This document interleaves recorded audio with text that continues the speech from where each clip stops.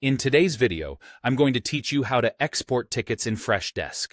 Whether you're looking to perform a one-time data export or are considering more advanced integrations, I'll guide you through the manual export process from start to finish, ensuring that you have a clear understanding of every step involved. First, let's navigate to the heart of Freshdesk. The Tickets tab. It's here that you'll find easy access to all your support inquiries. Begin by selecting the specific view you're interested in, such as all tickets or any customized view that suits your needs. This sets the stage for a focused export of data that truly matters to you. Once you have your view, the next step is to make use of the filters on the right. Filters are incredibly helpful in narrowing your results to precisely the tickets you wish to export. You can filter by various criteria such as the creation date of the ticket, the status it's currently at, the agent handling it, or even the group it's assigned to.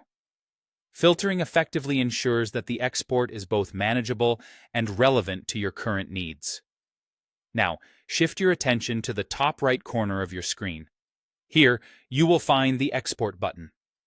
Clicking on this will open up the Export slider, which is straightforward yet crucial for configuring your export correctly. First, decide on your preferred file format.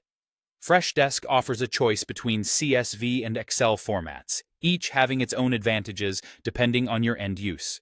Next, consider which ticket fields are most pertinent for your export.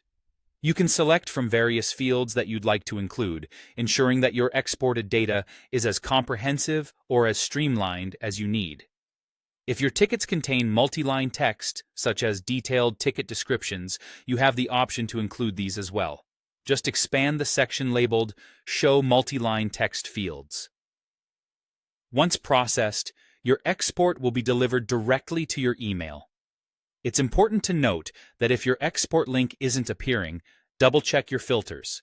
Particularly, the time range specified should align perfectly with the configuration of your export.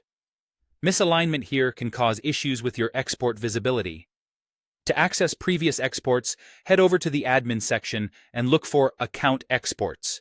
This is where you can view your export history and directly download any files you might need again. Finally, a quick tip. If you can't see the Export button, it might be due to restrictions on your role. In such cases, it's best to ask your admin to review and potentially adjust your permissions under Admin Roles Settings. By understanding these settings, you'll always have access when you need it. And that wraps up our session on manual exports in Freshdesk. Feel free to revisit these steps as you need them. And happy exporting!